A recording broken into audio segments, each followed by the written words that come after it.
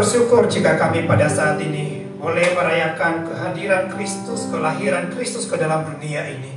Tuhan tahu setiap lilin yang menyala di tangan kami melambangkan bahwa terang yang sesungguhnya daripada Tuhan itu telah datang ke dalam dunia.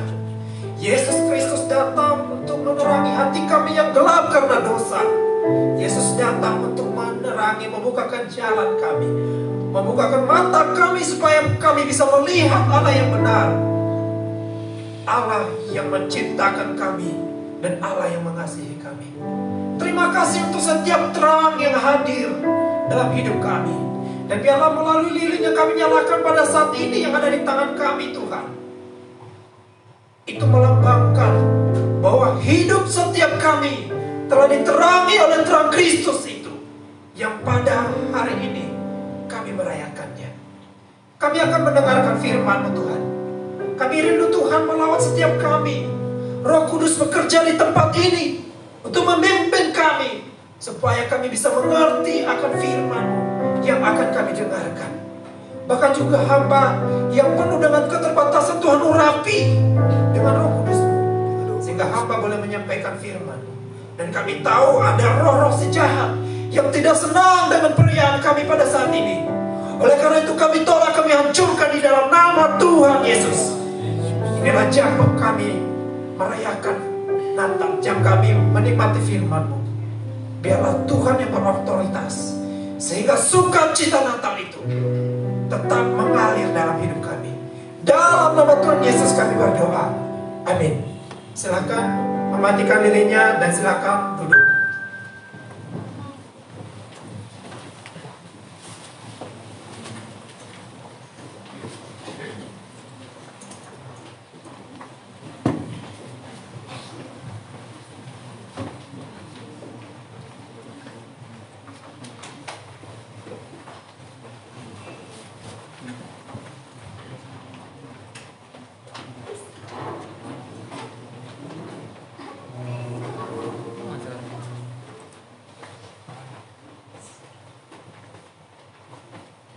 Shalom. Shalom.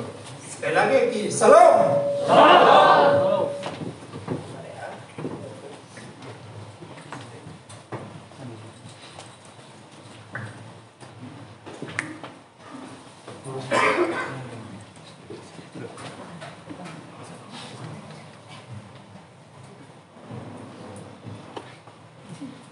Ya, selamat Natal. Lihat kanan kiri saudara, ucapkan selamat Natal. Ya, baik. Saudara-saudaraku yang saya kasih dalam nama Tuhan, kita bersyukur ya jika pada saat ini kita boleh hadir di dalam rumah Tuhan, tepatnya di dalam perayaan Natal tanggal 25 Desember 2021. Perayaan yang kita rayakan biasanya adalah perayaan yang begitu meriah. Dan pada tahun lalu saudara, pada tahun 2020 kita tidak merayakan dengan offline atau onsite, tetapi kita sering atau banyak merayakan secara online. Kita bersyukur Tuhan memberikan kita waktu pada hari ini, kita boleh bersama-sama untuk boleh merayakan bersama-sama di tempat ini. Saudara-saudaraku yang saya kasihi dalam nama Tuhan, mari kita membaca firman Tuhan yang akan kita renungkan pada hari ini. Kita akan membaca yang pertama, kita membaca dari Lukas pasal 2. Lukas pasal 2 ayatnya yang ke-22 sampai dengan ayatnya yang ke-35. Dan nanti kita akan membaca di dalam Lukas pasal 4 pasal ayatnya yang ke-16 ya, ayatnya yang ke-16 sampai dengan ayatnya yang ke-21 saja. Nanti yang lain bisa dibaca masing-masing di rumah. Mari kita membaca secara silih berganti. Di dalam Lukas pasal 2 ayat 22 sampai dengan ayatnya yang ke-35, saya membaca ayatnya yang genap, saudara-saudaraku yang membaca ayatnya yang ganjil. Beginilah firman Tuhan, kalau perikop yang diberikan oleh Lembaga Alkitab Indonesia. Yesus disunat dan diserahkan kepada Tuhan, Simeon dan Hana. Ayat 22, dan ketika genap waktu pentahiran, menurut hukum Taurat Musa, mereka membawa dia ke Yerusalem untuk menyerahkannya kepada Tuhan.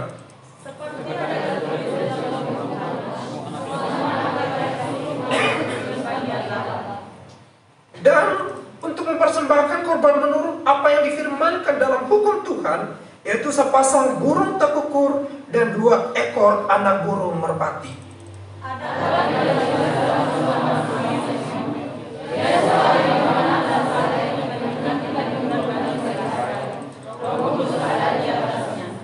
Dan kepadanya telah dinyatakan oleh Roh Kudus bahwa ia tidak akan mati sebelum ia melihat Mesias, yaitu Dia yang diurapi Tuhan.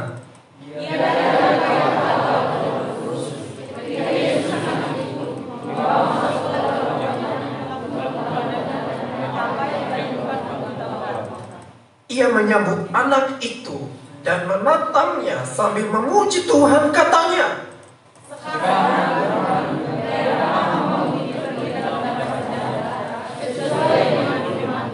sebab mataku telah melihat keselamatan yang daripadamu, yaitu terang yang menjadi penyataan bagi bangsa-bangsa lain dan menjadi kemuliaan bagi umatmu Israel.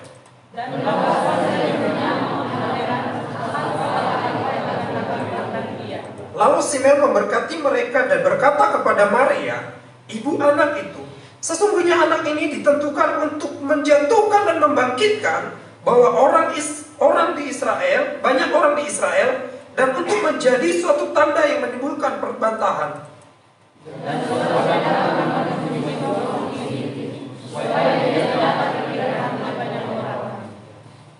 Oke, saya akan membaca di dalam Lukas pasal 4 ayat 16 sampai dengan 31, namun saya baca ayatnya yang 18 dan juga ayatnya yang ke-21. Ayat 18 sampai dengan ayat ke-21. Roh Tuhan ada padaku, oleh sebab Ia telah mengurapi aku untuk menyampaikan kabar baik kepada orang-orang miskin, dan Ia telah mengutus aku untuk memberitakan pembebasan kepada orang-orang tawanan dan penglihatan bagi orang-orang buta, untuk membebaskan orang-orang yang tertindas, untuk memberitakan tahun rahmat Tuhan telah datang. Kemudian Ia menutup kitab itu, memberikannya kembali kepada pejabat, lalu duduk, dan mata orang dalam rumah ibadat itu tertuju kepadanya. Lalu Ia mulai mengajar mereka, katanya, pada hari ini genaplah nas ini sewaktu kamu mendengarkannya. Saudara-saudaraku yang terkasih, momen-momen Natal biasanya adalah momen di mana kita berkumpul dengan keluarga. Momen-momen Natal di mana momen kita berkumpul bersama-sama dengan orang-orang yang kita cintai. Kita lihat tadi di video ada satu jemaat yang mengatakan, kiranya di Natal berikutnya kita dapat berkumpul bersama dengan orang-orang yang kita cintai. Saudara-saudaraku, ini adalah momen yang diharapkan. Ini adalah momen yang dinanti-nantikan, di mana di dalam Natal itu ada satu hal yang diharapkan, bahwa keluarga jauh bisa bersama-sama dengan kita untuk bisa merayakan bersama-sama. Tetapi pertanyaannya adalah, apakah itu yang lebih penting? Nah, pada hari ini kita akan merenungkan satu tema dengan tema yaitu Aku Telah Datang. Aku di sini bukan berarti saya Pastor Maidama, bukan, tetapi pernyataan Aku Telah Datang ini menuju kepada Kristus yang menyatakan kepada kita bahwa Aku telah datang. Yesus telah datang ke dalam dunia. Saudara-saudaraku yang terkasih, kalau kita melihat di dalam nats yang kita baca tadi, yaitu Lukas memaparkan tentang kelahiran Yesus Kristus dengan begitu detail dan disampaikan dengan begitu rinci. Dan kita akan melihat respons orang-orang yang menerima kedatangan Kristus. Respon orang-orang ketika melihat bahwa Yesus telah datang, ketika Yesus datang kepada mereka. Saudara-saudaraku, kita akan mempelajari apa yang dilakukan oleh Simeon dan Hana. Dan nanti kita akan melihat bagaimana respon orang-orang Yahudi ketika Yesus datang kepada mereka di rumah ibadah. Saudara-saudaraku, apa yang terjadi? Seorang Simeon adalah seorang yang telah diberikan pernyataan oleh Tuhan bahwa dia tidak akan mati sebelum melihat Mesias yang diurapi. Artinya dia tidak akan mati sebelum melihat Kristus. Saudara-saudaraku, ini adalah pernyataan Roh Kudus. Tapi kalau kita melihat Mesias, kata yang diurapi, ini menunjukkan kepada raja yang dinanti-nantikan oleh orang Israel, raja yang dinanti-nantikan oleh umatnya, dengan tujuan, dengan harapan bahwa ketika datang raja itu akan membebaskan mereka daripada penjajahan Romawi pada saat itu. Saudara-saudaraku, mereka sangat menanti-nantikan sang Mesias itu. Sudah beratus-ratus tahun. Bahkan di dalam kitab para nabi, tadi apa yang saya bacakan di pasal 4, ini adalah nubuatan Yesaya kepada orang Israel, bahwa ada suatu saat kelak seorang yang diurapi Tuhan, dia yang akan membebaskan orang-orang miskin, orang-orang tertindas, orang-orang buta. Saudara-saudaraku, tapi kalau kita melihat apa yang terjadi ketika Yesus datang kepada Simeon, kita akan mempelajari bersama-sama. Ketika Yesus dibawa ke rumah Tuhan, ekspektasi orang-orang Yahudi tentang Mesias itu jauh terbalik. Jauh terbalik.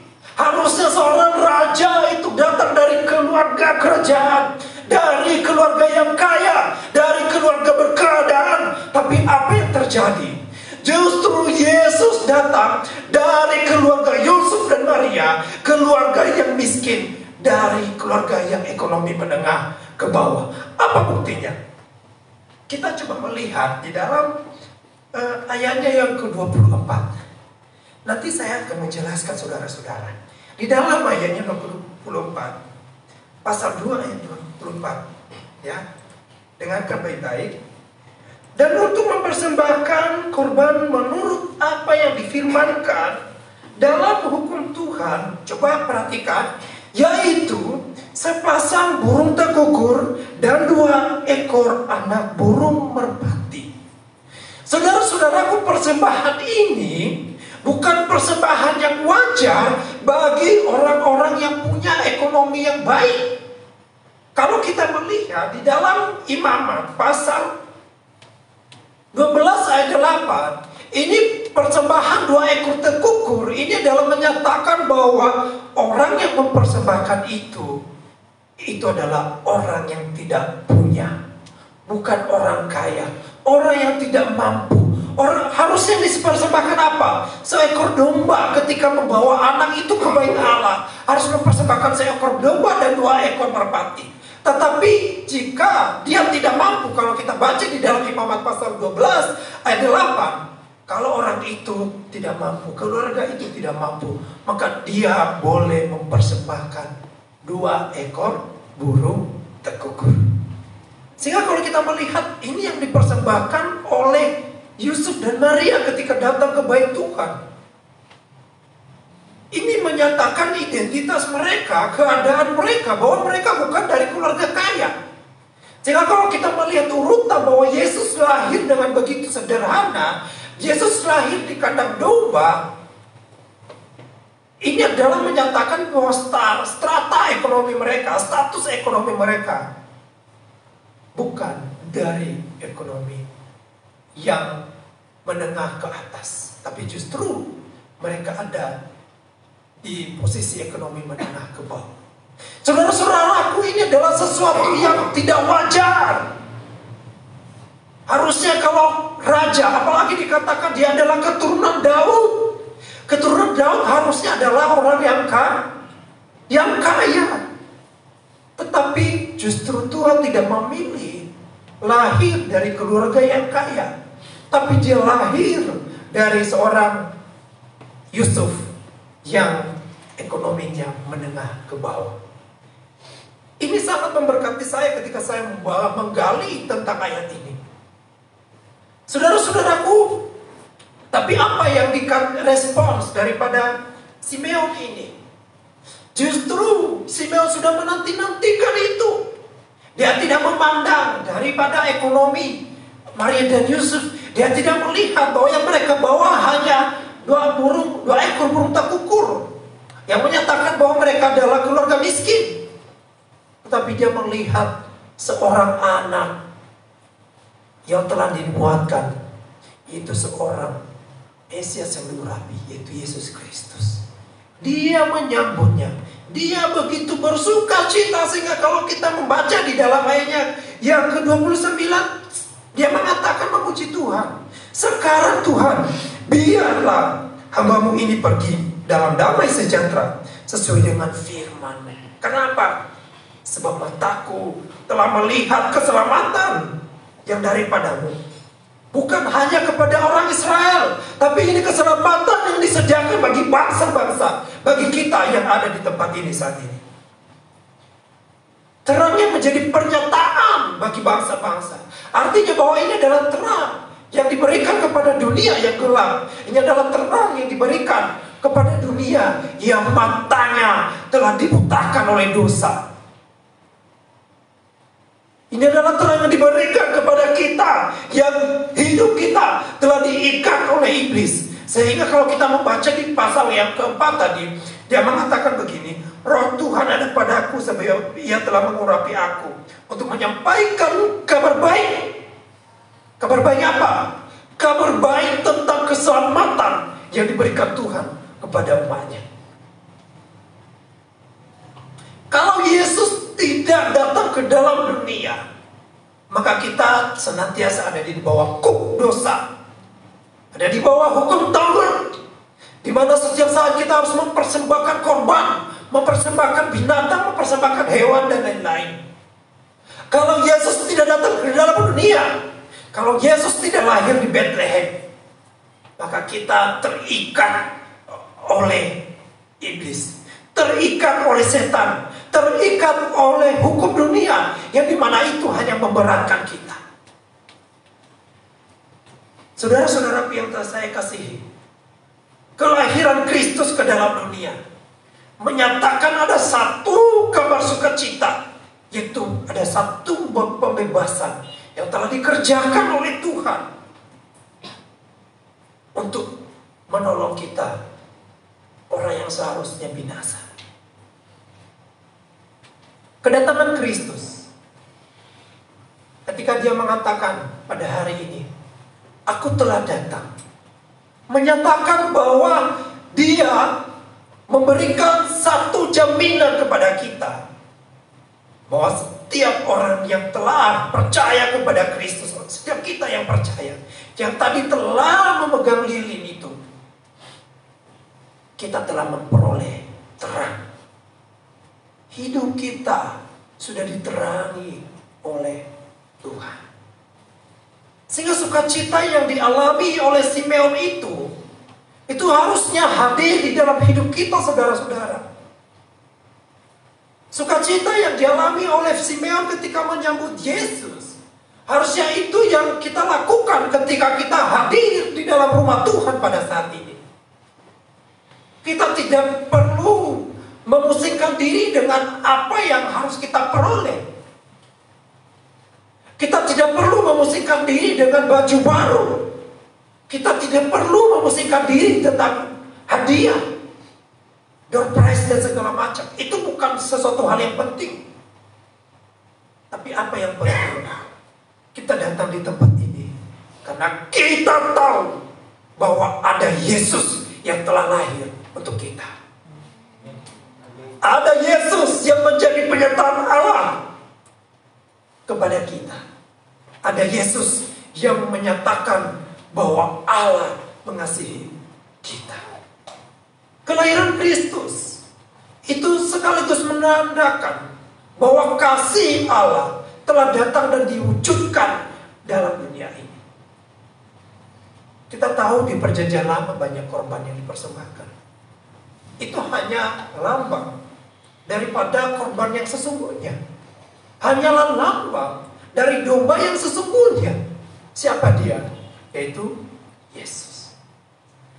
Saudara-saudaraku, kedatangan Yesus tidak berbicara tentang barang mewah sekali lagi. Tidak berbicara tentang hadiah yang luar biasa. Tetapi kelahiran Kristus ini berbicara tentang kasih, tentang cinta. Yang dimana cinta itu tidak bisa kita batasi hanya sebatas barang. Tidak bisa dibatasi hanya sebatas penerimaan dari teman-teman kita. Jadi harusnya anak-anak muda menyambut Natal tidak ada yang galau. Tidak ada yang galau karena tidak mendapat baju baru. Ya, harusnya, wah, saya pergi ke gereja, saya mau menyambut Tuhan. Walaupun ini baju lama, tapi saya percaya Rohku selalu baru. Amin. Amin. Saudara-saudaraku, hendaklah apa yang kita pelajari ini boleh menolong kita, bahwa kita tidak dibatasi oleh hal-hal dunia untuk datang kepada Tuhan. Ini adalah respons yang benar yang harus kita pelajari daripada Yesus Kristus, daripada Simeon, maksud saya, untuk menyambut kedatangan Tuhan. Kalau kita melihat, selain daripada Simeon yang menyambut Tuhan, ada juga cara orang-orang Yahudi, ada respons orang-orang Yahudi menyambut Tuhan ketika dia menyatakan diri kepada mereka. Kita melihat tadi di dalam pasal yang keempat, ketika dia menjelaskan Roh Tuhan ada padaku, mereka bengong. Wow, kok dia bisa baca ini? Ya. Padahal sebelum nats ini, kalau kita melihat dari perkataan Tuhan Yesus, peristiwa di Kapernaum itu ketika Tuhan mengubah air menjadi anggur, itu mereka sudah dengar. Makanya ketika Yesus datang ke Nazaret, tempat dia dilahirkan, dia masuk dalam bait Allah, harusnya mereka tidak heran lagi.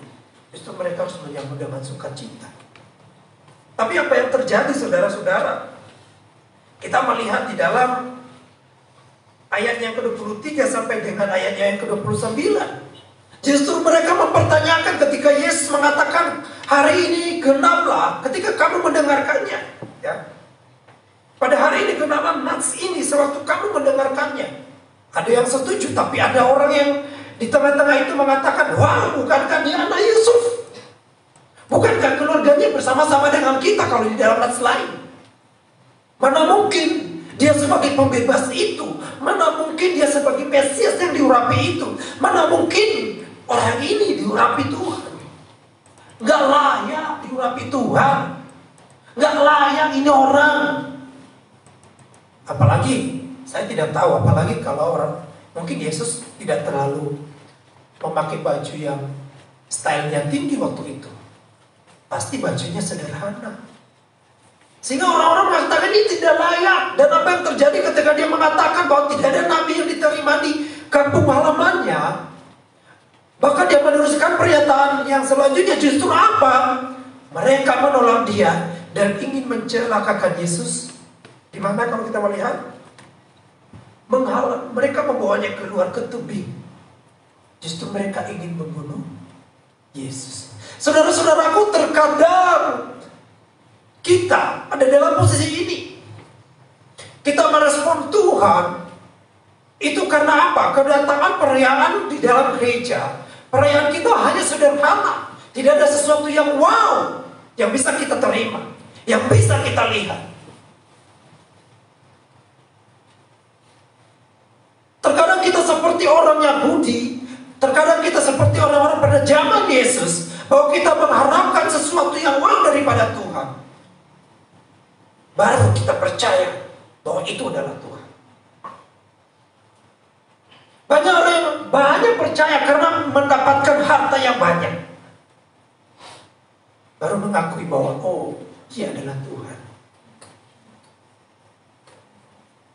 Terkadang kita hanya melihat secara kasat mata. Banyak yang di antara orang-orang pada zaman ini hanya melihat dari bentuk jasmani. Akhirnya apa? Tuhan sering sekali diukur dari segi harta yang diperoleh. Sehingga tidak heran saudara-saudara, kalau di sini tidak ada secara langsung di dalam gereja, misalnya, yang langsung menolak, oh saya tidak mau. Tetapi justru ada yang kebalikannya saudara-saudara. Mereka hanya menjadikan Tuhan sebagai pemenuh kepuasan jasmani. Mereka mengartikan ayat 18, pasal 4, 18 dan 19 tentang Roh Tuhan ada pada aku. Oleh sebab itu Ia telah mengurapi aku untuk menyampaikan kabar baik kepada orang-orang miskin, dan Ia mengutus aku untuk memberitakan kebebasan kepada orang-orang tawanan dan penglihatan bagi orang-orang buta, dan untuk membebaskan orang-orang tertindas dan lain-lain. Seringkali ayat ini dipelintir, saudara-saudara. Ayat ini sering diartikan bahwa ketika Natal ini adalah momen di mana kita akan mendapat berkat jasmani. Sehingga saya pernah mendengarkan khotbah saudara-saudara bahwa kalau hari ini kita tidak punya rumah, kita akan punya rumah. Kalau hari ini kita tidak punya mobil, kita punya mobil. Kalau hari ini kita tidak punya, kita masih berutang, tahun depan kita akan berutang. Ini keliru. Ayat ini tidak berbicara tentang harta itu, tetapi ayat ini berbicara tentang bahwa Yesus datang untuk membebaskan jiwa-jiwa yang terpuruk, yang terpenjara oleh karena dosa. Sekali lagi ayat ini berbicara tentang kedatangan Yesus, memberitakan kabar baik kepada orang-orang yang putus asa. Orang-orang tidak bisa melakukan hukum Taurat, orang-orang yang tidak bisa melakukan kesucian hidup karena hidup di dalam dosa yang terus-menerus. Ini adalah kabar baik bahwa ketika Yesus datang, sudah datang ke dalam hidup kita, maka kita akan memperoleh kebebasan itu. Jangan kita membatasi Kristus hanya dengan harta dan kekayaan, tapi mari kita melihat lebih dalam lagi bahwa kedatangan Kristus ini berbicara tentang kehidupan jasmani, kehidupan rohani kita yang dipulihkan oleh Tuhan. Saudara, saya terberkati dengan satu ilustrasi. Ya, satu ilustrasi ketika Albert Einstein itu berkunjung ke Istana Ratu Inggris.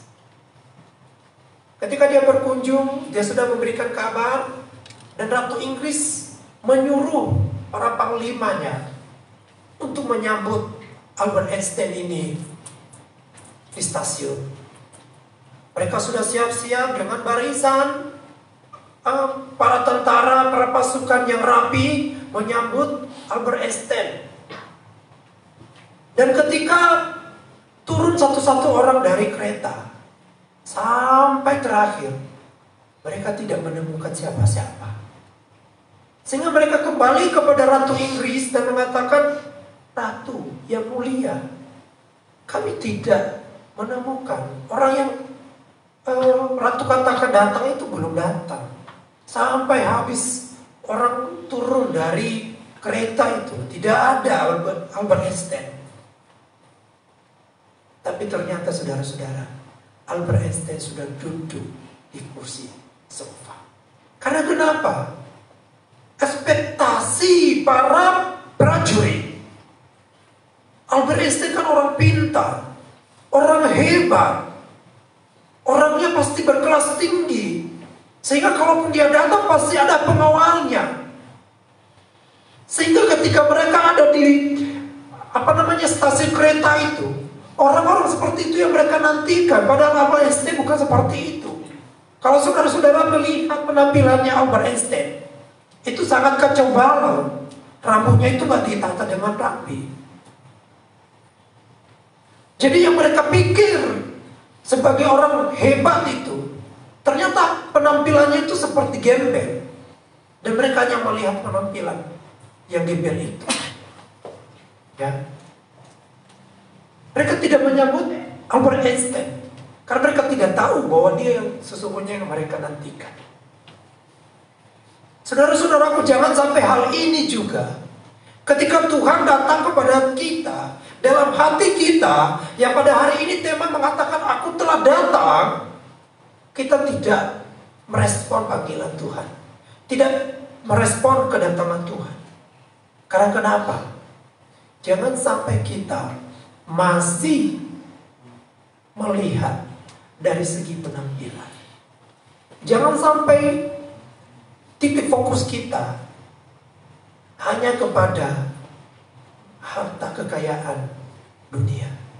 Jangan sampai perhatian kita dialihkan kepada ekspektasi yang tinggi. Sehingga kadang banyak orang yang datang kepada Tuhan itu takut, mengatakan, wah saya belum punya apa-apa, wah saya tidak layak untuk datang ke acara Natal, saya tidak layak datang ke hadapan Tuhan. Karena kenapa? Saya belum punya baju baru, saya tidak punya uang, saya tidak punya harta yang bisa saya berikan. Saudara-saudaraku, yang dibutuhkan Tuhan bukanlah itu semua. Tapi Tuhan membutuhkan saudara membukakan hati, membutuhkan kita untuk membukakan hati kita untuk menerima Tuhan dengan penuh kesederhanaan. Bukan dengan persiapan yang wow, tapi dengan penuh kesederhanaan. Kita mau jujur di hadapan Tuhan. Tuhan, aku membutuhkan Engkau. Tuhan, datanglah dalam hatiku. Datanglah Tuhan, perbaharui hidupku. Kalau kita datang dengan penuh kerendahan hati di hadapan Tuhan, maka kita akan bisa merespon kedatangan Tuhan itu dengan benar. Tuhan tidak butuh hartamu. Tuhan tidak butuh baju barumu. Tuhan tidak butuh emasmu. Tuhan tidak butuh penampilanmu yang ganteng, yang cantik. Tuhan juga tidak butuh kepintaranmu. Tapi Tuhan butuh hatimu siap untuk menerima kedatangannya hari ini. Jangan sampai kita terlewat. Saat ini juga saudara-saudara, kita akan duduk semeja dengan Tuhan, yang melambangkan penerimaan Tuhan terhadap kita. Yang memang sebenarnya kita tidak layak untuk menerima itu. Kita tidak layak untuk duduk semeja dengan Tuhan. Bahkan sebenarnya kalau kita mengandalkan kekuatan kita sendiri, kita tidak layak karena kita berdosa. Sedangkan Tuhan adalah kudus. Tetapi ingat, Dia adalah Allah yang kudus. Dia adalah Tuhan yang di tempat tinggi itu hari ini datang ke dalam dunia. Kita memperingati hari ini kedatangannya 2000 tahun lalu. Untuk apa? Untuk menjangkau kita. Dia datang ke tengah-tengah kita. Dia adalah Allah, tidak mempertahankan dirinya, tidak mempertahankan statusnya sebagai Tuhan itu, sebagai status yang harus dipertahankan. Tetapi Dia justru merendahkan dirinya sama dengan kita. Dan itu adalah Yesus yang 2000 tahun lalu lahir dan ditempatkan di dalam palungan. Dia itu datang untuk melayakkan kita, bukan kita yang mencari Tuhan. Karena ketika kita mencari Tuhan itu, kita tidak akan bisa menemukan Tuhan yang benar, karena kita masih dibutakan oleh dosa. Tapi Tuhan datang kepada kita, menyatakan diri, anakku, ini aku. Apakah saudara merespon panggilan Tuhan? Apakah saudara merespon kedatangan Tuhan dengan benar? Jika sebentar kita akan menerima perjamuan kudus, mari kita merenungkan hidup kita.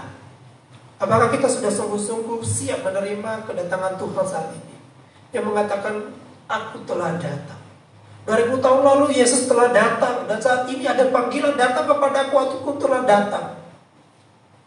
Maukah kita membuka hati kita menerima Yesus, Tuhan itu? Mari kita berdoa. Tuhan, terima kasih, kami akan duduk semeja dengan Tuhan, dan kami telah mendengarkan firman bahwa Tuhan telah datang kepada kami, dan kami rindu Tuhan. Setiap kami boleh membukakan hati kami kepada Tuhan, untuk menerima Tuhan, untuk menyambut Tuhan yang telah datang ke dalam dunia. Tuhan, tilik setiap hati kami Tolong kami jika kami masih berat untuk membuka hati. Tolong kami ketika kami masih terbelenggu oleh dosa-dosa kami. Tolong kami Tuhan, ketika hati kami masih diikat oleh kuasa dunia, baharui hati kami saat ini. Saat ini hamba telah berhenti berkata-kata, mempercaya Tuhan yang akan memberkati setiap jemaat Tuhan. Terima kasih, dan biarlah Allah Roh Kudus yang terus menolong kami untuk lebih dekat kepada Tuhan. Di dalam nama Tuhan Yesus kami berdoa. Amin.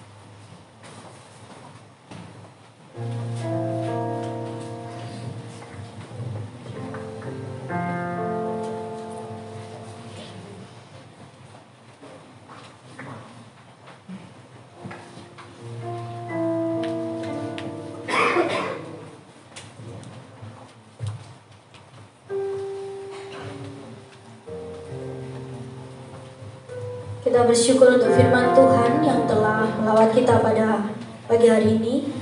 Saat ini kita akan menerima perjamuan. Mari kita mempersiapkan hati dan pikiran kita. Mari kita memuji Tuhan dengan pujian karya terbesar.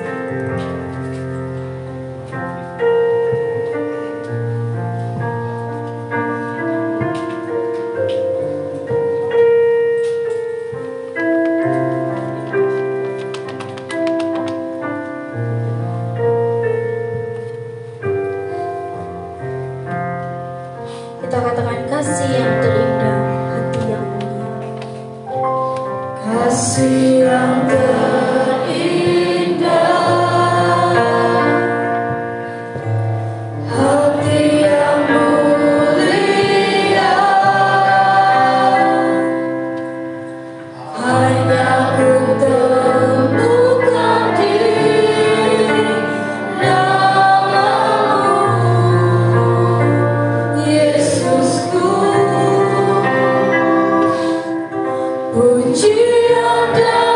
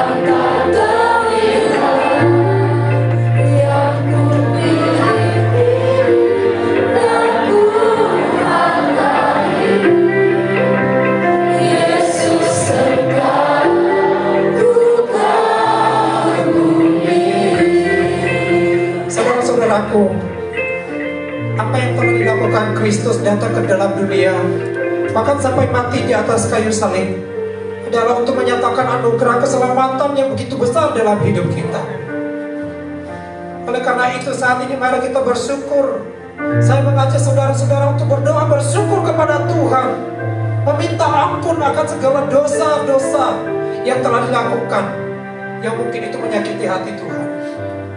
Silakan berdoa saudara-saudara, minta pengampunan daripada Tuhan, ucapkan syukur, karena sebenarnya tidak layak kita untuk duduk semeja dengan Tuhan.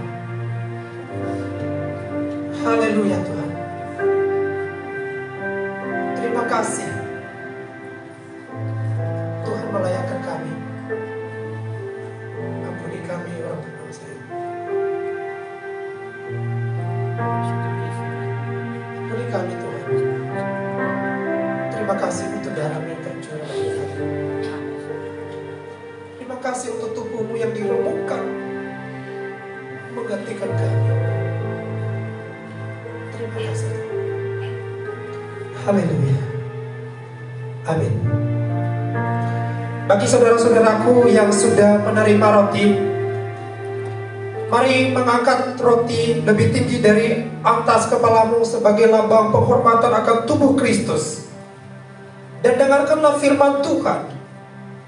Sebab apa yang kuteruskan kepadamu, telah kuterima dari Tuhan, yaitu bahwa Tuhan Yesus pada malam waktu Ia diserahkan mengambil roti, lalu Ia mengucap syukur atasnya, Ia memecah-mecahkannya dan berkata, inilah tubuhku yang diserahkan bagi kamu, perbuatlah ini menjadi peringatan akan aku setiap kamu memakannya. Mari kita memakan di dalam nama Tuhan Yesus.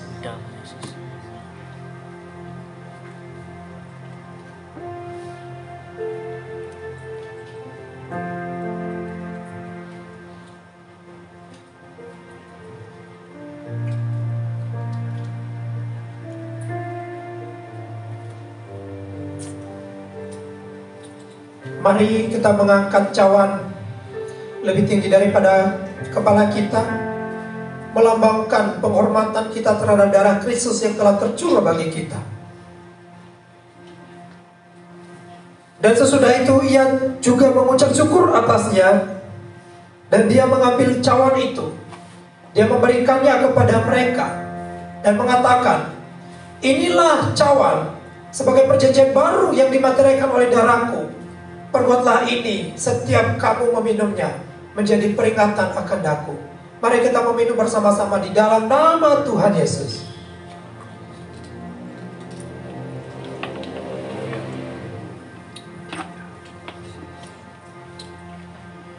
Saya minta dengan kasih guru Injilis Pastor Desmond untuk berdoa. Mari kita bersatu dalam doa.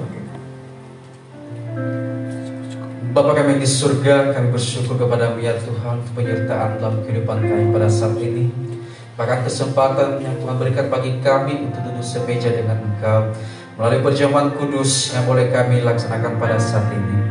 Terima kasih ya Tuhan untuk penyertaan pengorbanan-Mu dalam kehidupan kami, sehingga kami boleh diselamatkan, sehingga kami boleh ada pada saat ini.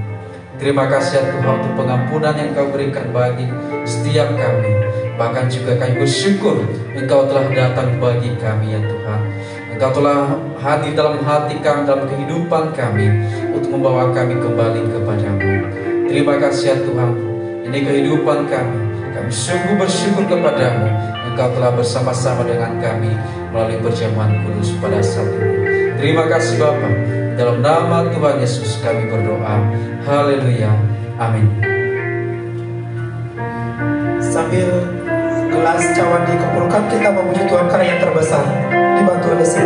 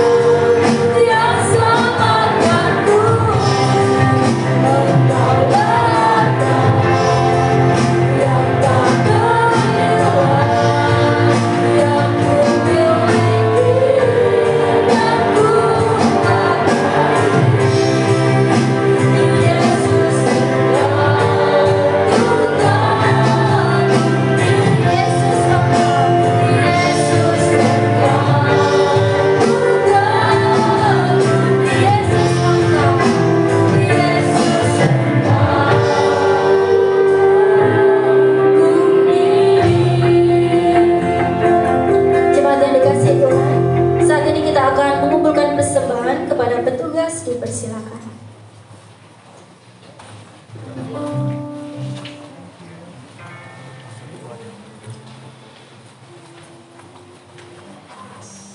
Mari kita memuji Tuhan dengan pujian Hai Dunia Gembiralah.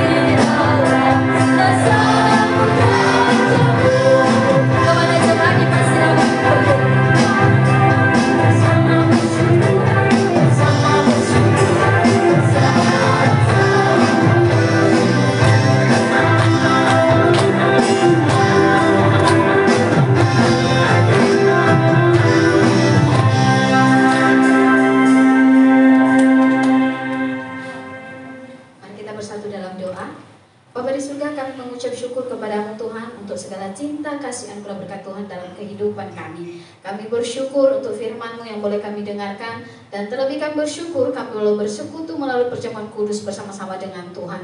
Dan saat ini Tuhan, kami bersyukur untuk setiap persembahan kami yang boleh kami kumpulkan pada saat ini. Kiranya persembahan kami ini menjadi persembahan yang harum dan berkenan di hadapan Tuhan. Dan kiranya Tuhan juga boleh memberkati setiap tangan yang telah memberi, sehingga persembahan kami ini boleh berguna untuk memperluas kerajaan Tuhan di dunia ini. Berkati setiap anak-anak Tuhan yang akan mengelola persembahan kami, agar persembahan kami ya Bapa betul-betul untuk mempermuliakan nama-Mu di atas tatah kerajaan surga. Terima kasih ya Bapa, ini doa dan ucapan syukur kami hanya kami serahkan dalam satu nama, yaitu Yesus Kristus. Amin. Semua dipersilakan duduk. Saat ini kita akan mendengarkan warta.